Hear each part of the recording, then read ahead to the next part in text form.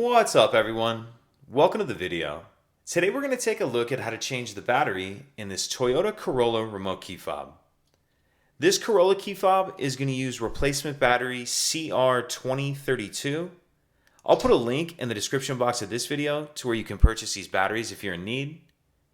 So the first thing we need to do is remove the emergency key that's in the bottom of the key fob. That's done by pressing this release here that my finger's on, and then the emergency key will pull out like that.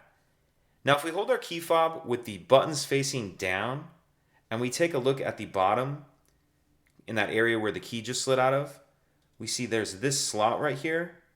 What I'm going to do is push my key in that slot, and then I'm just going to twist it like this, like I'm opening a lock with a key.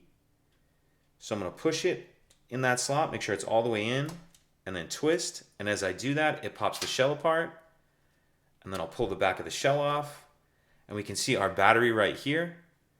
The easiest way to get this battery out is if you grab a small screwdriver or even something with a point on it, and you can see there's this notch right here. It'll allow you to get under the edge of the battery and pop it out of that holder.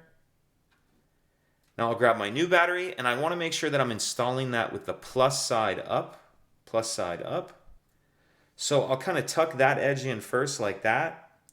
And then I'll just snap it down into place.